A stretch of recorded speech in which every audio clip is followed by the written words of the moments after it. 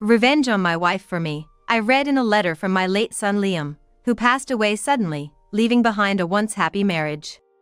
Revenge on my wife for me, those words were written, followed by an address I didn't recognize. Is this where Liam wants me to go? I wondered, my tears having stopped, but now replaced by cold sweats. I never imagined Liam using a word like revenge. He must have been pushed to his limits. What could I possibly find out there? Since the funeral, I had been cooped up at home, but I immediately rushed out. But I immediately left, forgetting even to do my makeup. But right now, that didn't matter. I wanted to honor my beloved son's last wish. Driven by a single purpose, I hurried to the address written in Liam's letter. The place he directed me to was a rental storage facility, a bit away from my home. Among the rows of storage units, I found the one numbered in the letter. Inserting a thin, small key that was attached to the letter into the lock, I opened the door.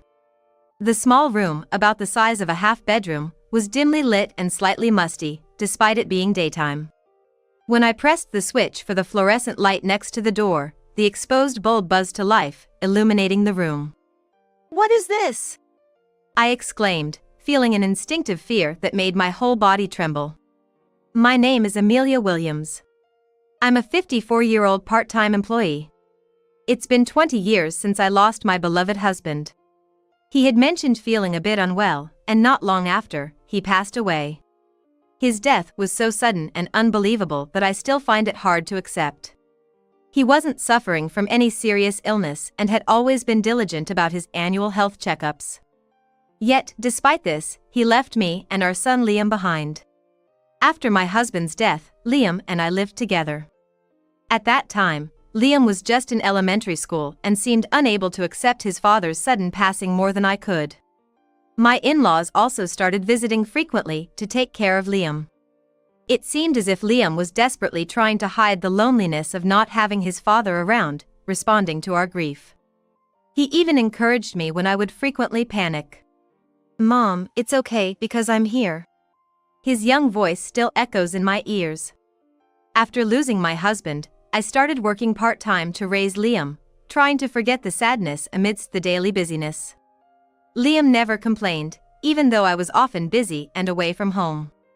He must have felt lonely too, but he never said a word and continued to encourage me. In response to Liam's support, I gradually overcame my sadness as time passed. In middle and high school, Liam started working part-time, helping with the household finances. He did this to avoid putting too much strain on me, balancing work and his studies. He was a good student, and at parent-teacher meetings, his teachers would praise him so much that it almost embarrassed me.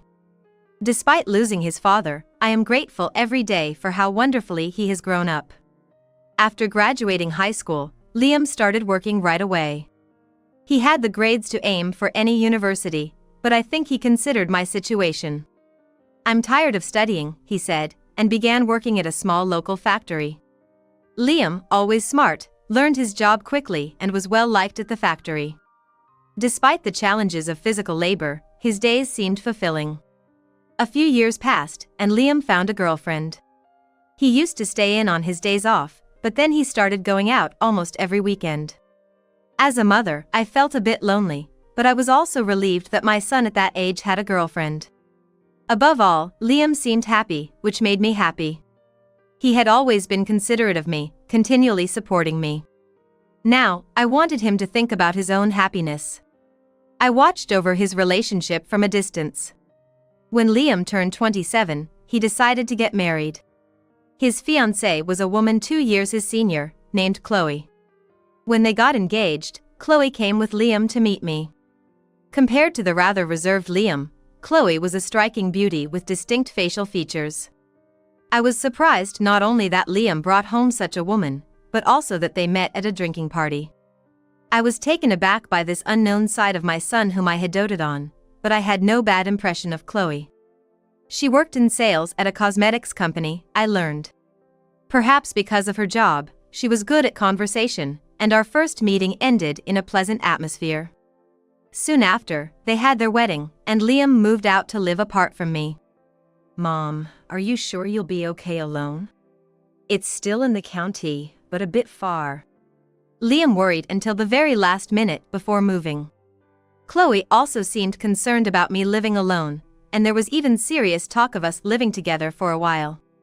Though it was a kind offer, I couldn't impose any further on Liam.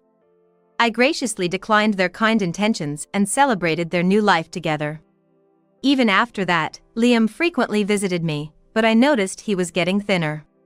He had chosen to change jobs to be closer to Chloe's company, but it seemed to be quite tough for him. Unlike the small factory he was used to, Liam had chosen a sales job, and apparently, the stress had caused him to lose his appetite.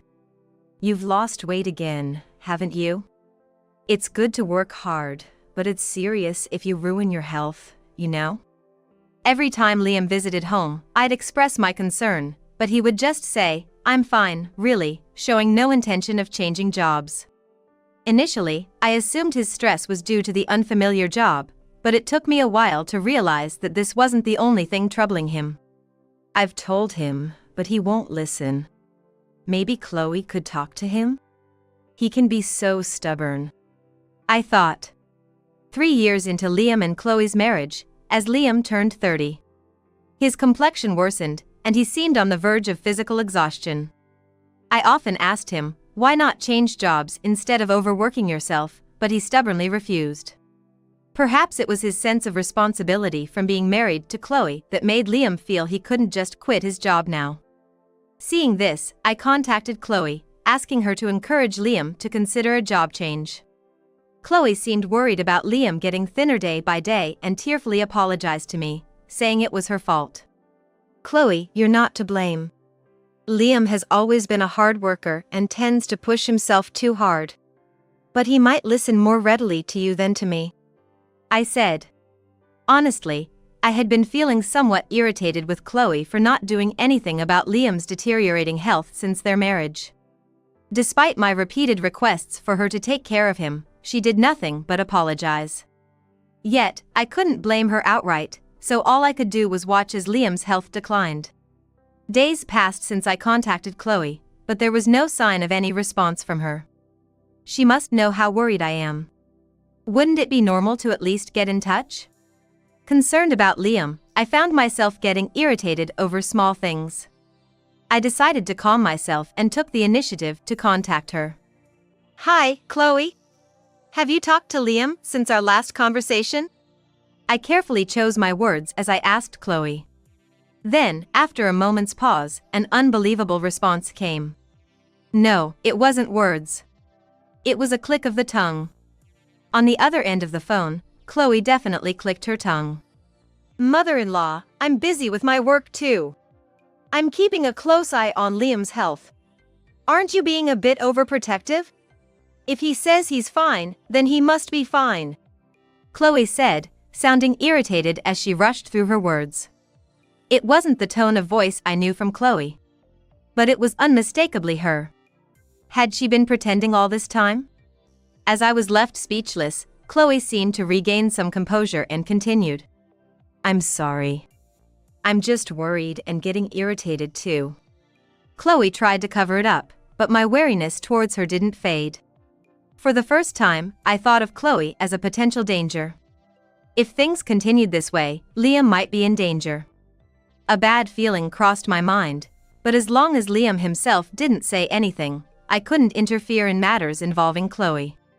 Liam was due to visit in a few days, and I thought I should ask him more firmly then. Could he be troubled by something other than work? Perhaps there were serious issues in his marital life? Maybe, as Chloe suggested, I was being a bit overprotective. But it should be okay to talk when he visited. Just to listen. I managed to hide my restless feelings and waited for the day Liam would come. But my judgment was wrong. It's a decision I would regret for the rest of my life. It happened suddenly. "Is this Mrs. Williams, mother of Liam Williams?" The sudden call from the police gripped my heart with pain. A dreadful premonition shot through me, and I felt like I was about to faint. It couldn't be. Even before the officer could state their business, my mind was racing with the worst possible scenarios. Desperately trying to deny them, but feeling a sense of resignation too. I didn't want to hear any more. fighting the urge to hang up, I nodded. As expected, it was the news of Liam's death. Liam had taken his own life. "Please, stay calm," I heard repeatedly, but I dropped the phone. Forgetting even to cry, I stood there dazed for a while. Why, Liam? Over and over again, like a broken person, I kept calling out Liam's name. How much time had passed?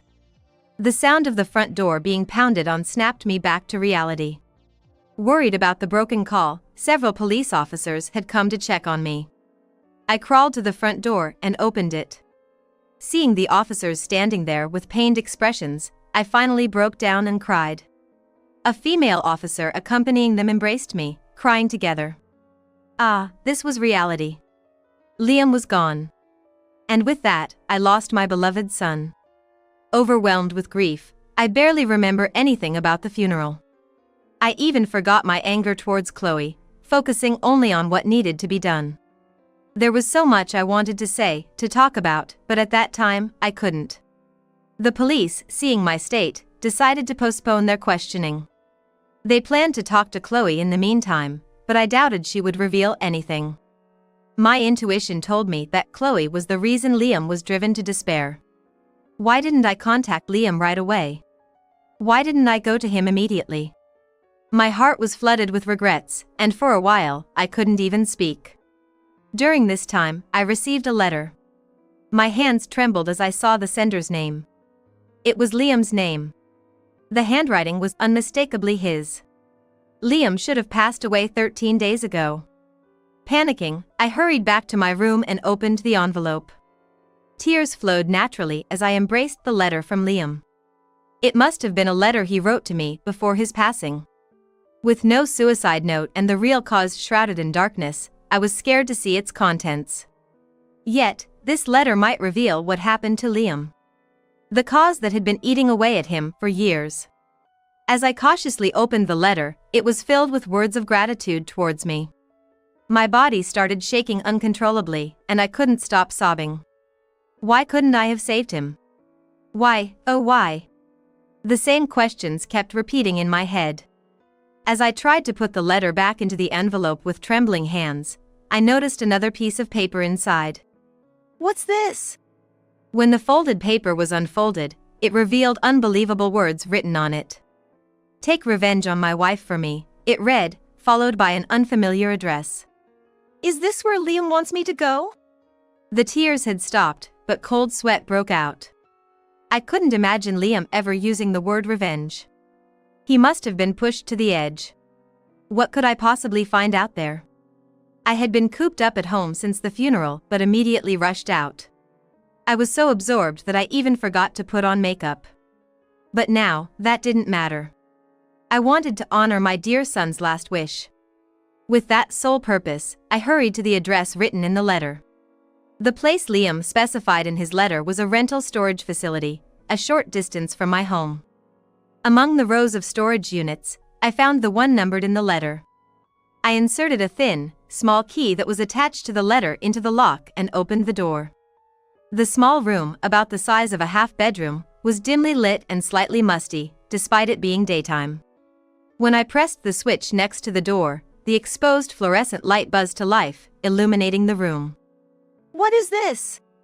Inside, the room was slowly becoming brighter, revealing a desk with several photos placed haphazardly on it.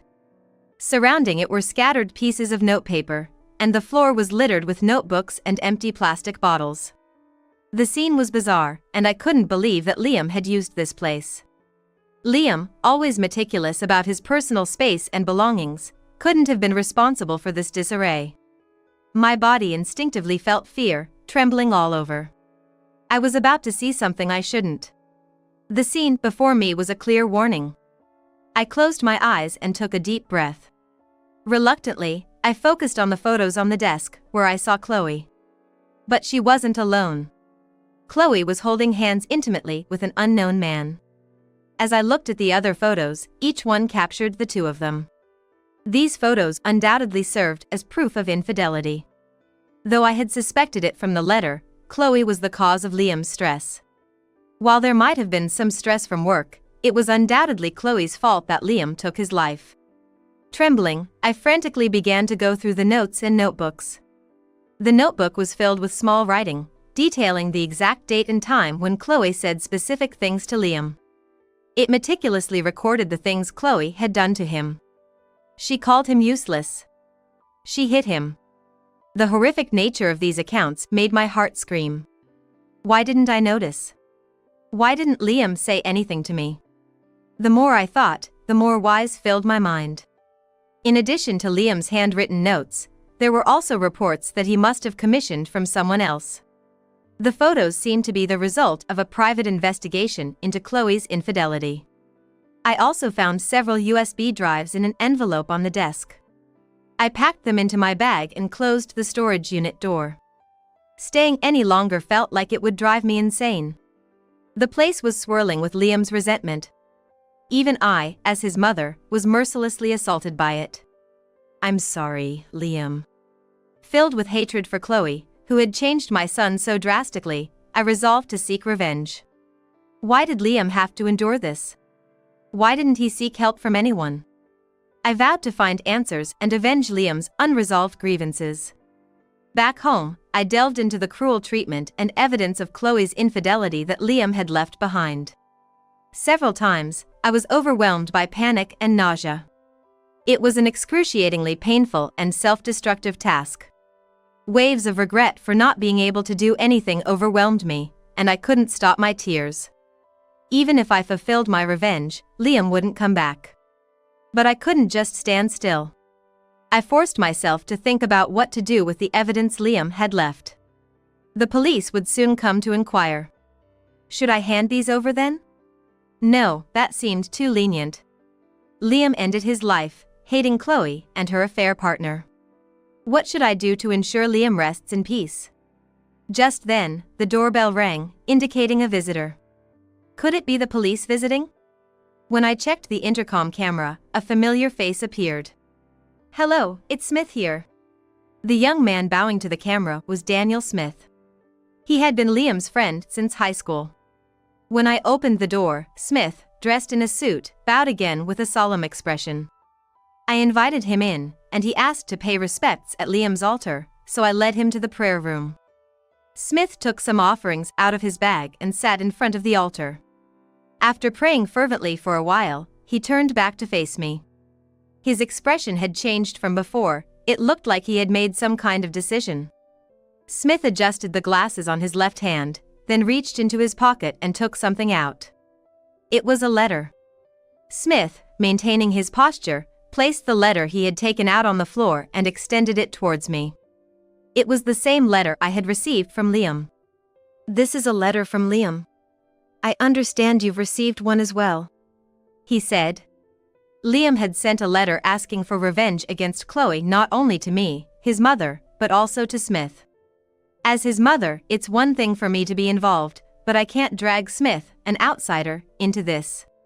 It pained me to deny Liam's wish, but I expressed this to Smith. However, Smith rejected that idea. Even if it's about revenge, I have no intention of doing anything illegal.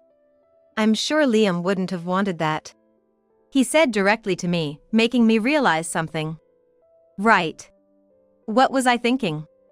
Shocked by Liam's loss, I was swayed by the word revenge. I had no clear plan, and being alone, I might have done something drastic. Did Liam consider this and also leave a letter for Smith? I gave you one at the funeral, but here it is again, Smith said, pulling out a business card case from his pocket. The card he handed me bore Smith's name and his professional details. At that time, I couldn't discuss things in detail and could only hand you my card somewhat abruptly. Now that I think about it, I do remember Smith giving me his card at the funeral. He had visited our house several times during high school and even attended the wedding. I remember thinking it odd to receive a business card then, but I was too shocked to check it. Back then, I hadn't paid attention to Smith's words. At that time, Smith had indeed said, "If you have any trouble, please contact me." The business card he handed me read, Smith Law Office. That's right. After graduating high school, Smith had pursued a career in law.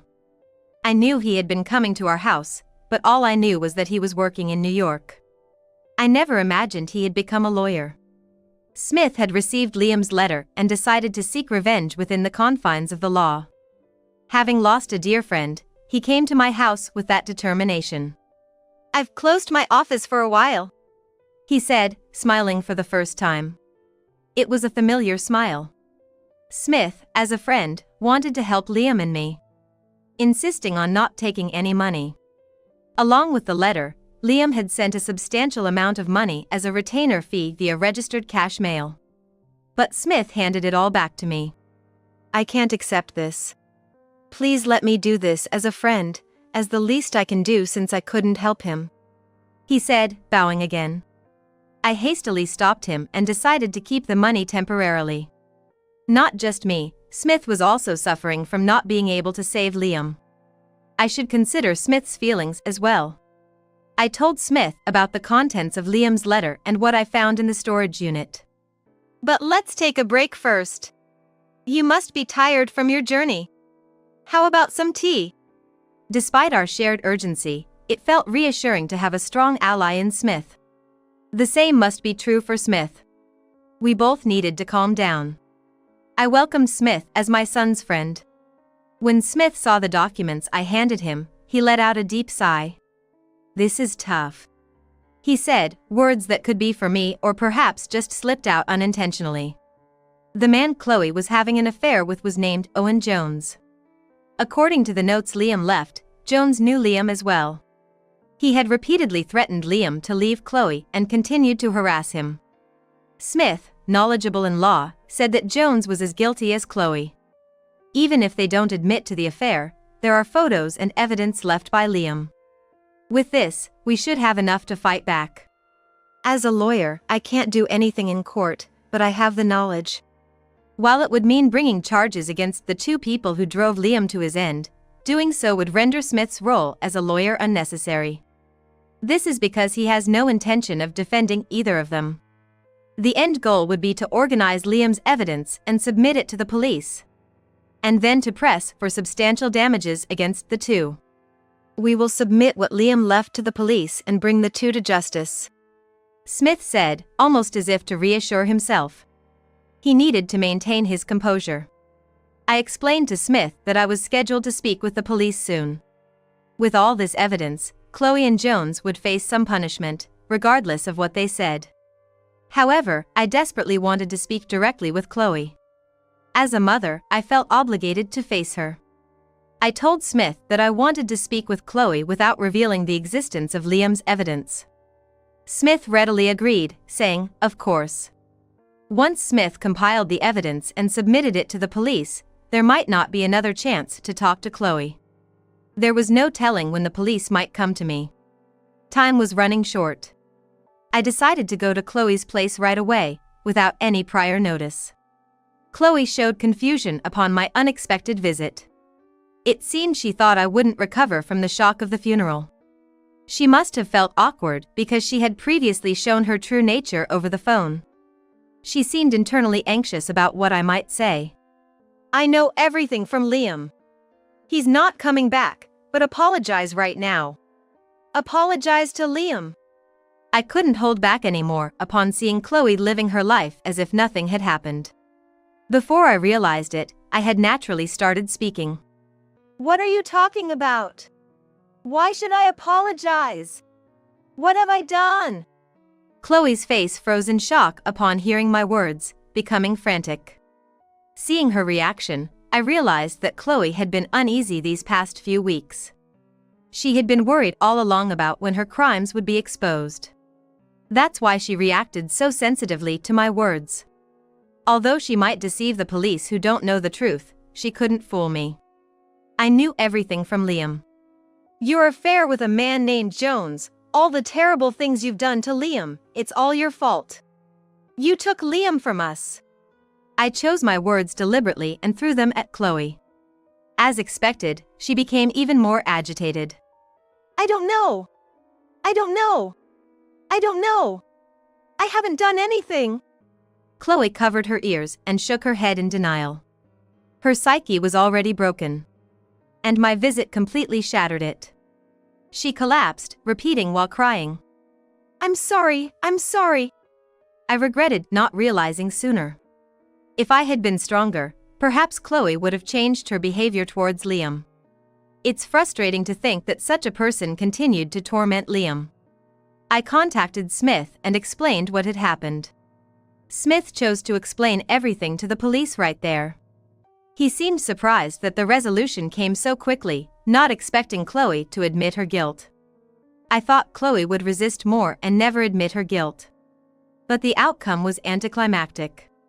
Later, I learned that Chloe never imagined Liam would take his own life. Chloe thought by harassing him, Liam would initiate the divorce. Without any proof of her affair, she wouldn't have to pay alimony and had no intention of admitting to the affair. She planned to claim that Jones was just a friend. It was a crazy plan, but both of them thought it would work. Liam didn't consult anyone and didn't file a lawsuit based on the evidence he collected because he still loved Chloe. He hoped she would repent and cut ties with Jones. But he must have realized his wish would never come true. Liam could have taken revenge himself, but he was too distraught to make a rational decision. He couldn't bring himself to sue Chloe. Unaware of Liam's kindness, Chloe continued to push him to the edge. After Smith contacted the police, Chloe and Jones were taken in for questioning. Jones was quickly found, and the evidence left by Liam exposed their crimes. Since then, Chloe has become unable to speak properly. Even after receiving a guilty verdict along with Jones, Chloe remains confined in a police hospital. The story became national news, with the crimes of Jones and Chloe rapidly spreading across the country. Liam's death was acknowledged as a result of their actions. Smith's efforts played a significant role, and he perfectly handled the claim for damages. As expected, Jones lost his job. His sins became known to his company and friends, leaving him without a single acquaintance. Even if he re-enters society, he will have to continue paying damages and remain the subject of rumors. That's the severity of the crimes they committed. Chloe, meanwhile, remains in her unchanged state, with no prospect of recovery according to the doctors. Ever since, she has been repeating apologies, unable to sleep without medication. The two were exposed and punished according to the law. However, Liam won't return. Did we manage to fulfill his last wish? After witnessing their conviction, Smith decided to return to New York. Thank you for everything. I don't know if this has brought any solace, but I hope we did something for Liam, he said with a somber expression as I saw him off. Liam was lucky to have a friend like you, Smith. Thank you so much. Overwhelmed with heartfelt gratitude, Smith, slightly flustered, responded, I just did what I could as a friend. Please, don't be so formal. With a smile, he started walking away. Without him, I might have lost my composure. Who knows what could have happened? I secretly struggled to keep my anger at bay and remain calm, deeply appreciative of Smith's efforts in judiciously handling the situation. Although he was no longer there to see it, I continued to bow my head in gratitude. Afterwards, Smith established a volunteer organization to assist people burdened with various troubles. This allowed even those with financial difficulties to access legal remedies. Perhaps his inability to save Liam fueled this endeavor. Smith continues this work alongside his job, aiding many people. Just a few weeks ago, Smith came to visit Liam's tomb. During his recent visit, Smith introduced me to his wife and their newborn child. No matter how busy he is, he always makes sure to visit a few times a year. Liam would surely be delighted by this. As for myself, I quit the part-time job I had been working since Liam's passing. I felt there was something unique only I could do. Without the knowledge or power of someone like Smith, I still believed there was something I could contribute. That's when I decided to volunteer for a group that supports families who have lost their loved ones. I joined an organization founded by a doctor who practices internal medicine nearby. We worked together to face various people and their problems. I was saved by Smith and managed to recover from my grief. I wanted to help others who have sunk into despair like I did after losing Liam. With that intention, I started this activity. Gradually, I realized that this is where I belong. Not only does this work save grieving families, but it might also help prevent tragedies like Liam's. My involvement with this work led to a close relationship with the doctor who started the organization. I hadn't planned for this, and at times, I feel guilty towards my late husband and Liam. However, I've come to think that perhaps it's alright for me to find happiness too. I've come to the realization that it's okay for me to think this way, and thus, I've gradually started a new relationship. Even if I fall in love again, I will never forget my husband and Liam. I intend to live carrying their memories with me. So, it's alright for me to be happy, isn't it?